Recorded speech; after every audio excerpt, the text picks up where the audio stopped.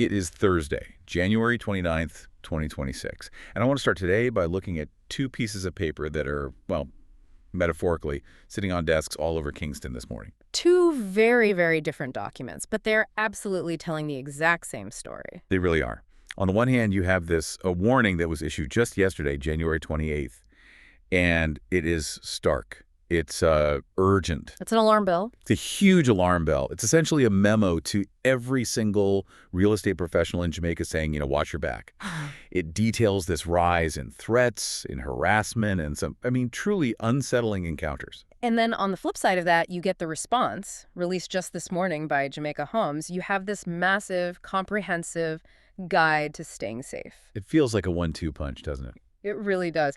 The problem, and then boom, the proposed solution arriving within 24 hours of each other. And honestly, reading through that warning from yesterday, it's heavy stuff. It is. It's not the kind of thing we usually discuss when we're talking about real estate, It really isn't. We cover real estate markets all over the world on this show. Usually we're talking about, interest rates? Zoning laws, inventory shortages, the usual suspects. Exactly. We rarely have to talk about, frankly, physical survival. Yeah. We don't often have to discuss the proper way to enter a room so you don't get trapped inside. But that's the deep dive today. That's exactly where we're going. We are not talking about how to close a deal or how to maximize your commission. No. We are talking about how to survive the transaction. And what really struck me looking through all this source material is that this is happening specifically in Jamaica. And the context there, the cultural context, it matters a whole lot. Why does that distinction matter so much to you? Is it just about geography? No, it's about culture, 100%. Because the Jamaican market is, it's unique. It's not a cold transactional market like you might find in, say, central London or Manhattan. Where everything is handled by lawyers and impersonal emails. Precisely. Jamaica is deeply relational. It's built on who you know. It's built on a certain level of informality. The classic no-problem man attitude. Right, but that no-problem attitude, that cultural flexibility that everyone loves, and that makes Jamaica, the sources are suggesting that is exactly where the danger is hiding. So the very thing that makes the market appealing is also its greatest weakness. That's what's being argued here. The warning from yesterday isn't about, random crime. It's about predators who are weaponizing that Jamaican warmth. They're using that informality against the agents themselves. That is a chilling thought. The idea that your own hospitality is being used as a backdoor. It is. And if you are an agent listening to this right now, or frankly, if you are anyone who has to meet strangers for a living, consultants, freelancers, sales reps, you name it, this isn't just a news update. Yeah. This is a masterclass in reading human behavior. We are going to break down the specific incidents that actually triggered this alarm, and then we are going to dissect piece by piece the 10-point safety protocol that Dean Jones and Jamaica Homes have proposed. Okay, so let's start with the why. Why is this blowing up right now?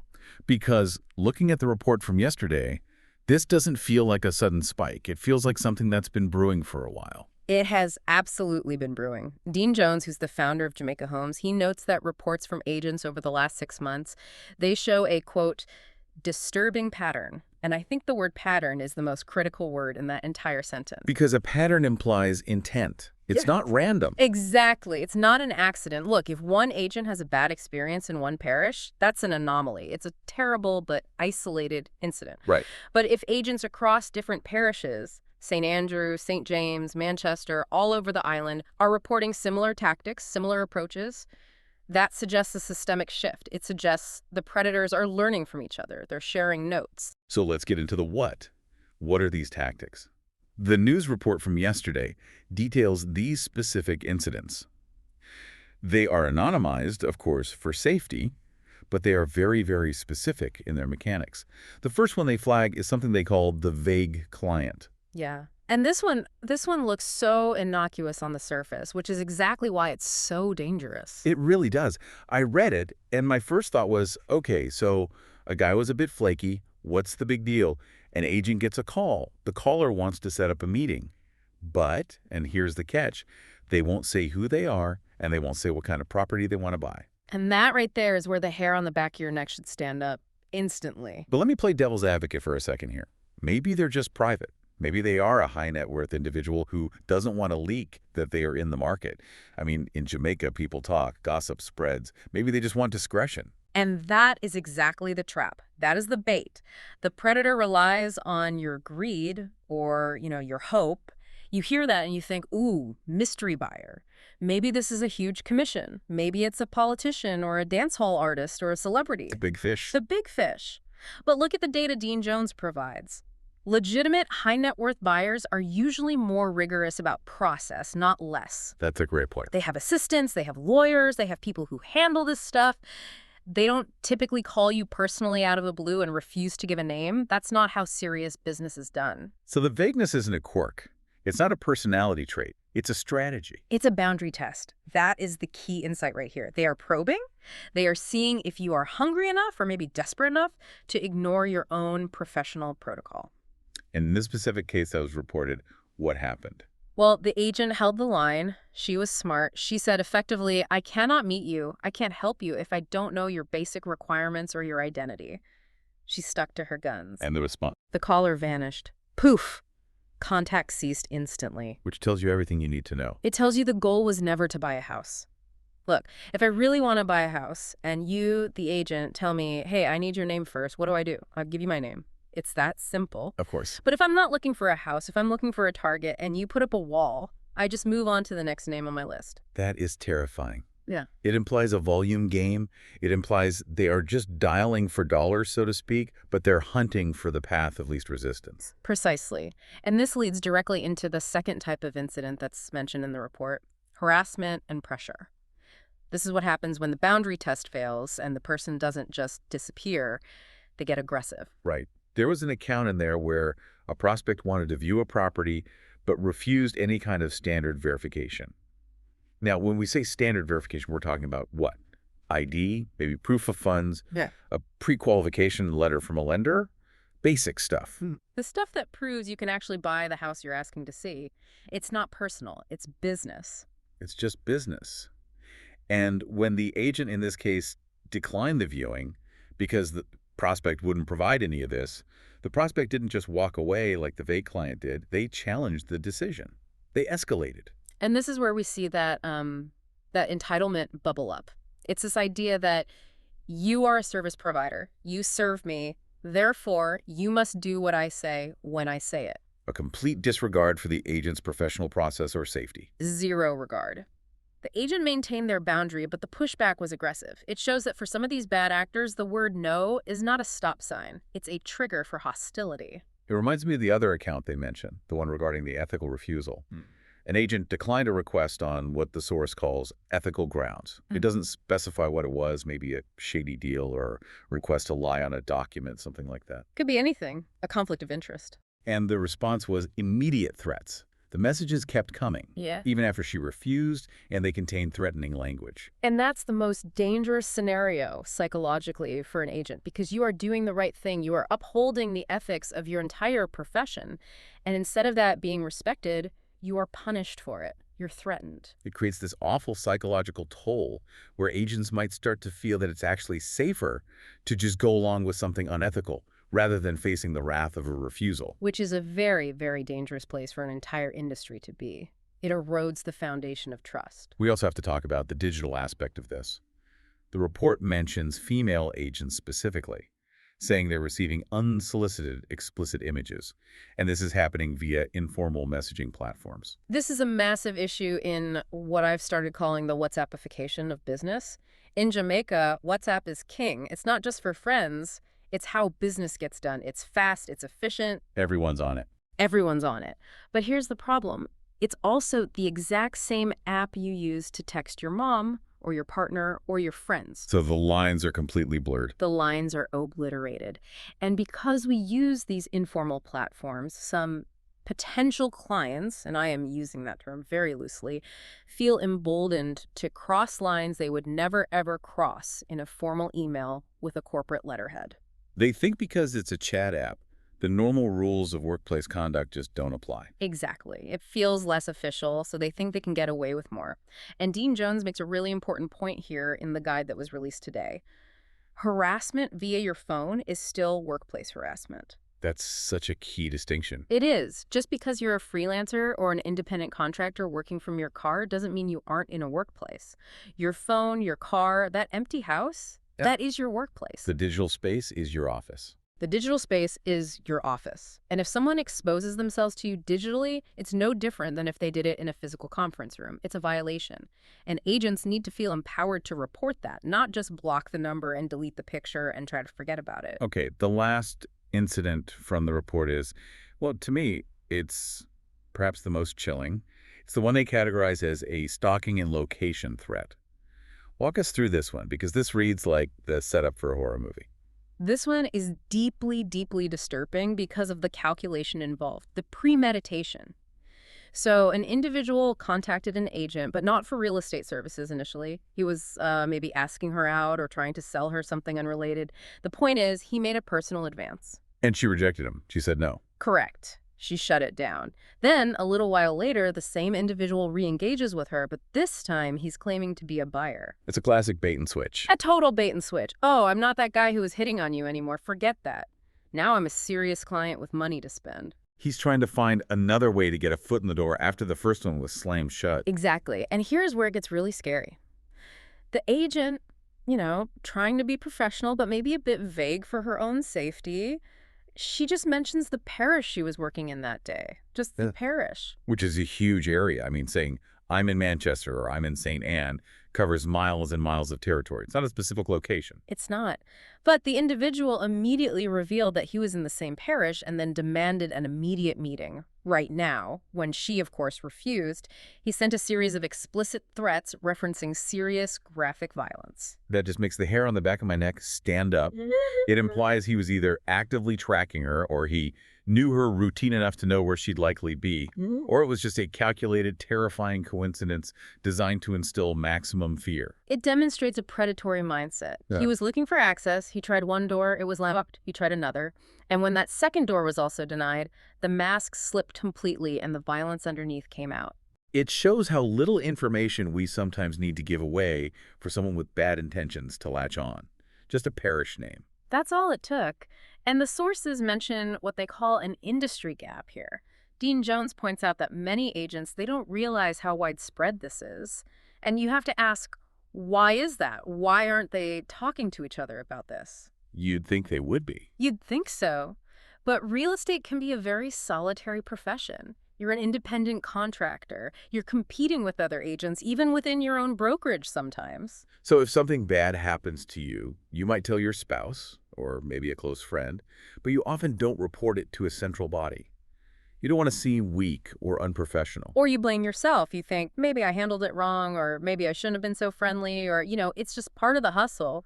So what happens is everyone suffers in silence. They all think they're the only one this is happening to. When in reality, as the data now shows, it's a pattern. It's a clear pattern.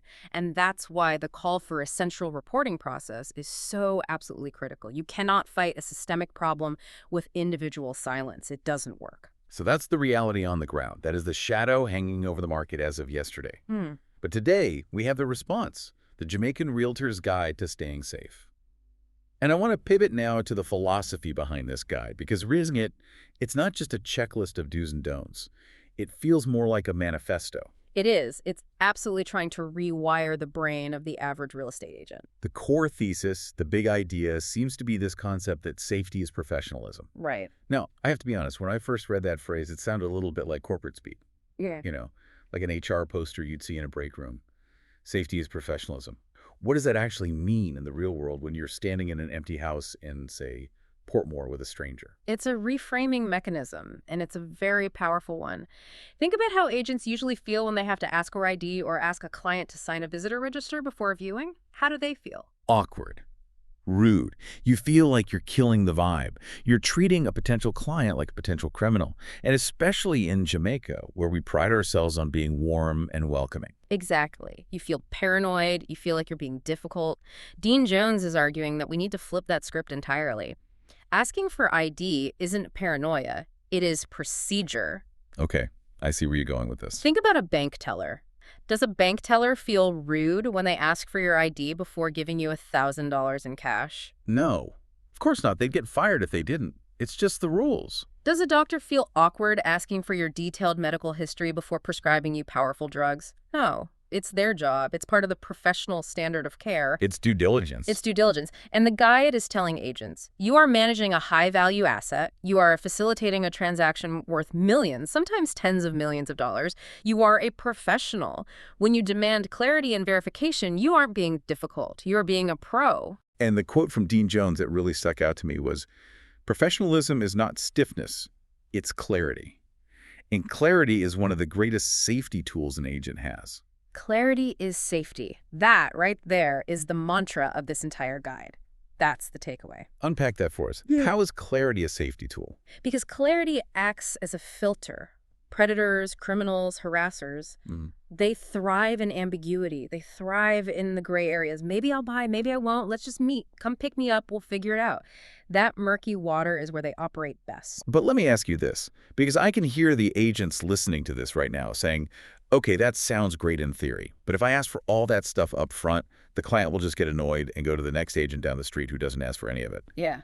Is there a risk of losing legitimate business? That is the number one fear, and it's a valid one. But the guide argues, and I think correctly, that a serious buyer respects a serious process.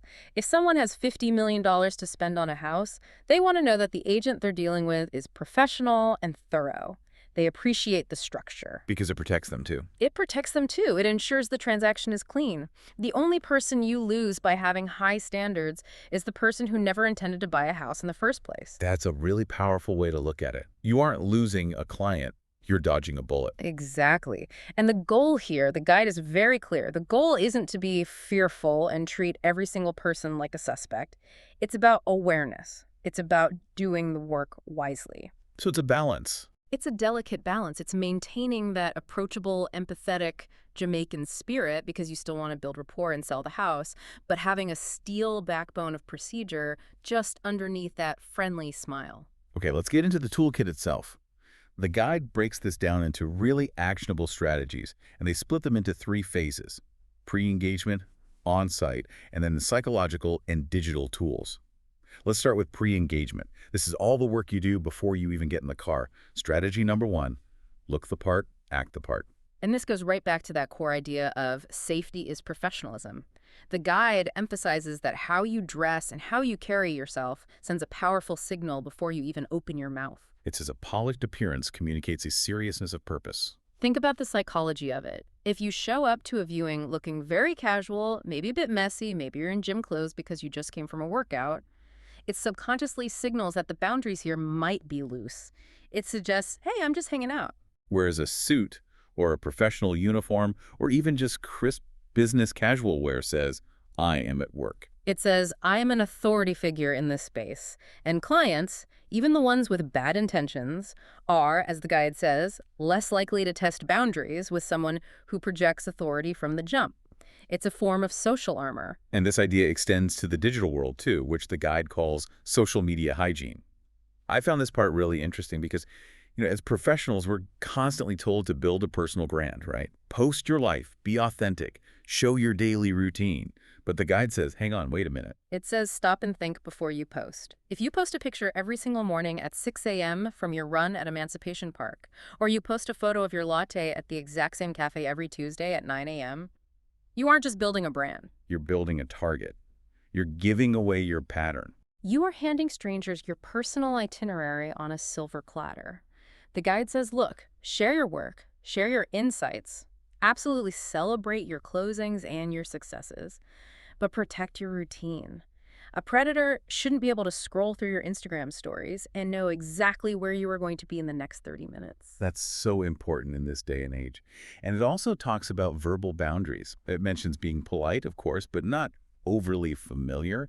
And a big one, do not disclose where you live. Oh, this is a hard one in Jamaica. It really is. We play the who do you know game all the time. Oh, you live in Portmore? Which part? Oh, near the mall. My cousin lives there. It's a natural way to want to bond with someone. It builds rapport. It's part of the culture. It is, but the guide is very, very strict on this point. Familiarity grows over time. Safety must be immediate. You do not need to tell a complete stranger exactly where you sleep at night in order to sell them a house. You can be friendly without being intimate. That's the line. You can say, oh, I live over in St. Catherine, without giving them the street address and the color of your gate. Okay, strategy number 2 is screen before you step out. And this is all about what the guide calls the pause.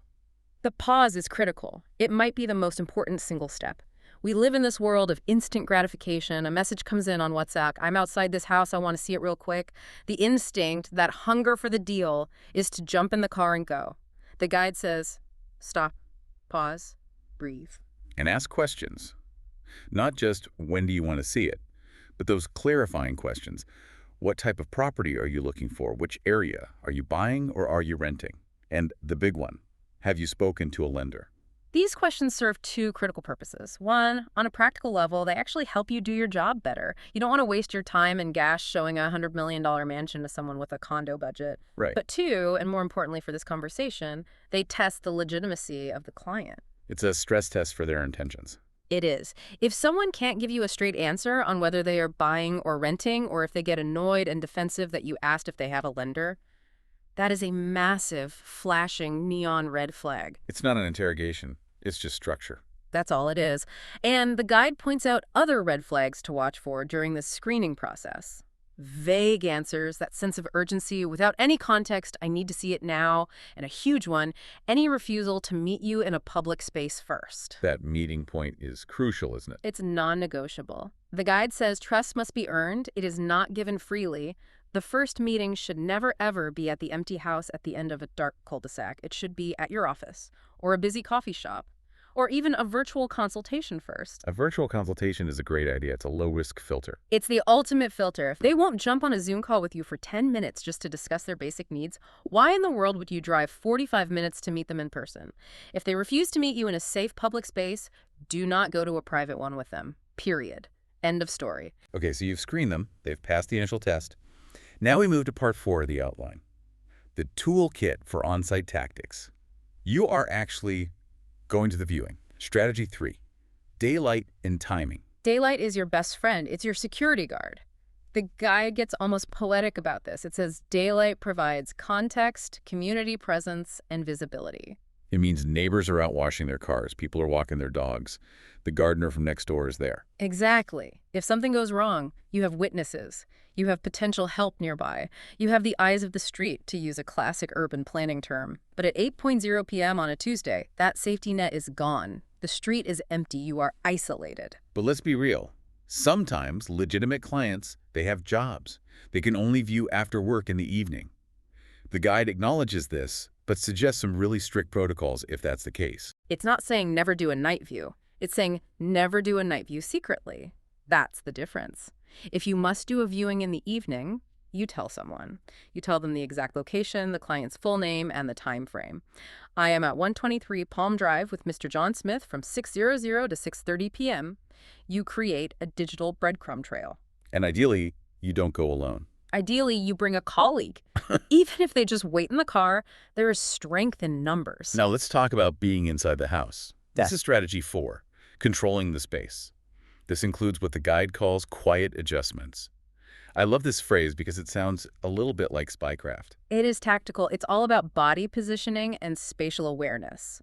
The goalie rule, the one you should never forget. Let clients enter rooms ahead of you. Okay, why is that so critically important? Let's visualize it. You're showing a house. You get to a bedroom. It's a small room, maybe 10 by 10. If you walk in first to proudly show them the wonderful view from the window and the client follows you in, where are you now standing? I'm by the window, at the far side of the room. And where is the client? They're between me and the door. You are now trapped. You are blocked from the only exit. If that client has bad intentions, you have absolutely nowhere to go. But if you open the door, stand back, gesture for them to enter first, and you remain in the doorway. I control the exit. I have the escape route. You have the escape route. You have control of the space. And you can still talk about the wonderful window view from the safety of the doorway. It's a tiny change in behavior that makes a world of difference. That makes total sense, but I bet most agents don't consciously think about it. They don't. The instinct is to be the guide, to lead the way. I'm the host, let me show you the kitchen. And they march right in. The guide has a great line. You don't need to sprint. You just need to not be boxed in. Avoid confined spaces. At all costs. Yeah. Don't go into the walk-in closet with them. Stand in the bedroom while they look inside the closet. Don't go down into the dark basement ahead of them. Let them go down, and you stay on the stairs where there's light. It's all about keeping your lines of sight and your lines of retreat open at all times. And for open houses, which are a different beast altogether, the guide talks about adopting a hosting mindset. I love this. A host anchors the room. They don't just wander around aimlessly. If you are flitting around, going upstairs to check on something, then downstairs to the kitchen, you lose track of who is where in the house. You lose situational awareness. Completely. Yeah. But if you anchor yourself, maybe near the front door or in a central living area, you control the flow. You see who comes in and who goes out. You're the central processing unit of the event. And the sign-in sheet. The guide says it's more than just an admin tool. It's not just for your email list so you can spam them later. It communicates accountability.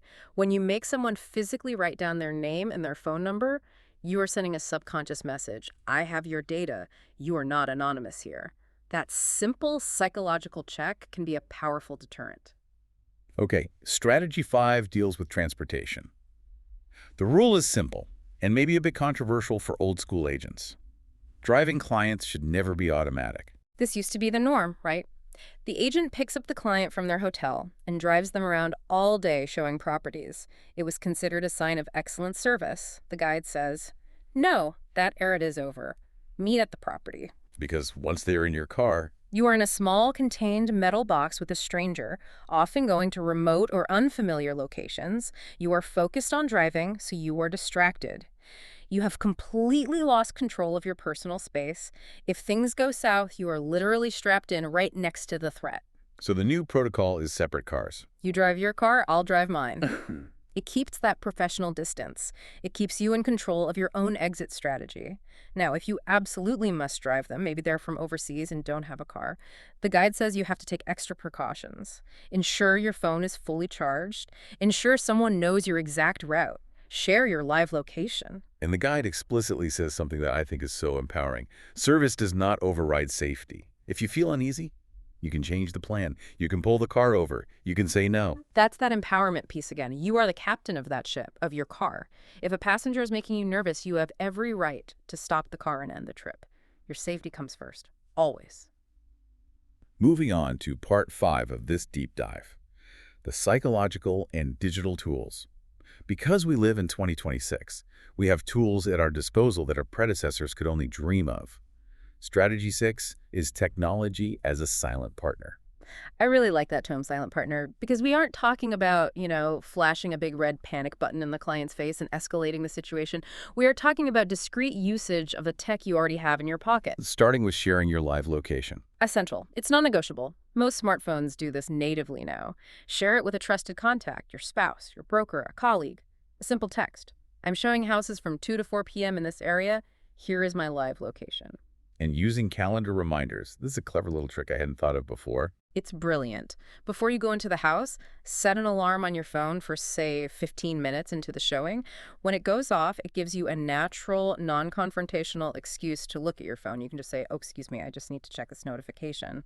And what does that do for you psychologically and tactically? It does two things. One, it breaks the trance. It gives you a moment to step back and consciously assess the situation. Is everything okay? How am I feeling? And two, it allows you to send a quick all good text to your safety contact. Or if things feel weird, you can look at your phone and say, oh, my office needs me back urgently. We have to wrap this up now. It gives you a pre-planned out. And the idea of having someone expecting a finished text. A simple system. I should be done by 4:00 p.m. If you don't hear from me with the all-clear text by 4:15, start calling me. If I don't answer, you know where I am. That safety net ensures you are never truly alone, even if you are physically solo. It drastically reduces the response time if, God forbid, something does happen. Strategy 7 is about the power of voice and community. The guide talks about using calm authority. Your voice is a weapon. It's a tool. If you speak with uncertainty, if your voice is trembling, if you sound apologetic for setting a boundary, a predator senses weakness. They sense they can push you further. It's like how animals can sense fear. It's primal. It's exactly that. But if you speak with calm authority, even if you are terrified on the inside, it creates a powerful barrier. Simple, direct phrases. Please step back. We are done here for today. I need you to leave now, said firmly, without a question mark at the end. And having prepared phrases in your mind, I think this is so useful because in a moment of genuine panic, your brain can freeze. You can lose your words. Totally. You do not want to be improvising your escape plan when your adrenaline is spiking. Yeah. Have a script in your head. Rehearse it. I'm sorry, I need to make an urgent call. Let's reschedule this for tomorrow. I've just realized I don't have the right key for the back door. We'll have to stop here. So, little lies that can save your life. Exactly. Social lies are 100% permitted when your personal safety is at risk. This is not the time to worry about being rude. And code words with your office or family. Yes. A simple pre-agreed system. If you call your office and say, "Can you please pull the red file for this property?" Yeah, maybe red file is the code for "I am in trouble, send help to my location immediately." Or you call your partner and say, "Hey, did you remember to feed the dog this morning?" When you don't even own a dog. It allows you to signal for help right in front of the potential threat without alerting them and escalating the situation. Which is key. You don't want to panic the predator. You want to summon help while maintaining the facade that everything is perfectly normal. The community aspect is big here too. Yeah. The guide has a line, "Independence builds confidence, but community sustains longevity." It's a beautiful line, and it's so true. Why are we doing open houses alone? Why are we doing viewings in remote areas alone? The solution is simple. Buddy up. Work in pairs. Even if it costs you a bit of commission to split the deal, your life is worth more than a percentage point. Finally, we get to strategy 8, which is principle, #10 in the guide, intuition. This seems to be the one that Dean Jones is most passionate about, the capstone of the whole philosophy. Because it's the most ancient tool we have. It's the original safety software that has kept human beings alive for thousands and thousands of years. And the guide defines it beautifully. It says, "It is not superstition. It is experience speaking softly." I love that definition. I really do. Because we tend to dismiss our gut feeling. We think, oh, I'm just being silly or I'm being paranoid.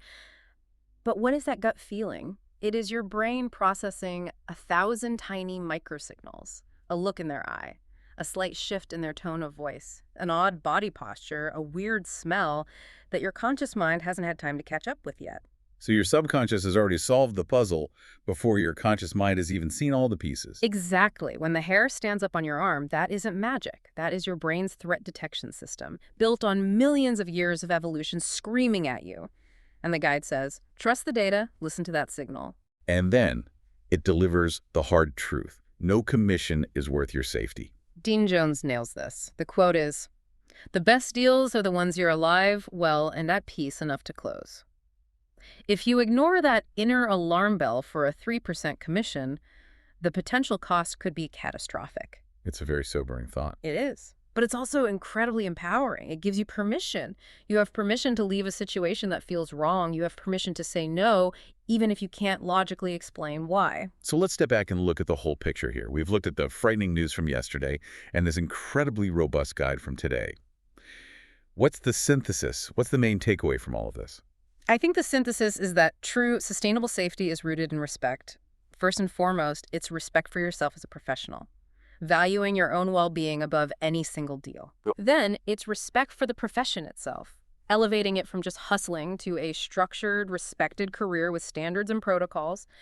And ultimately, it's also respect for the legitimate client, because a safe professional transaction is a better, smoother transaction for everyone involved. And it feels like this is part of a bigger story about Jamaica right now, doesn't it? The source text keeps using this word, rebuilding. It does, and I think that's intentional. Jamaica is evolving. The real estate sector is maturing. It's becoming more sophisticated. And as we rebuild the country physically, with new developments, new highways, new skylines, we also have to rebuild the protocols of how we work. We can't use old methods for a new reality. You can't run a 2026 industry with 1990s informality. It's just not sustainable. The protection of the people who are actually moving the country forward, the agents on the front lines, that protection must evolve too. It's a powerful message. And it leaves me with this final thought. The sources suggest that in this data-driven digital world where we have apps for everything, AI evaluations, virtual tours, our most critical safety feature is actually our most ancient one, our intuition, that quiet voice inside. It's the ultimate irony, isn't it? After all this talk of tech and protocols, the thing that saves you is that primal gut feeling. And my question to you, the listener, is this. How often do we suppress that voice? How often do we silence that little alarm bell in our gut in the name of good service? How often do we tell ourselves we're being rude or paranoid when really we're just being smart. And what is the potential cost of ignoring that voice just one time? That's the question to really meditate on, because suppressing that voice is the most dangerous thing any of us can do. Stay safe out there, stay professional, and above all, trust your instincts. Thanks for joining us on this deep dive. Take care, everyone.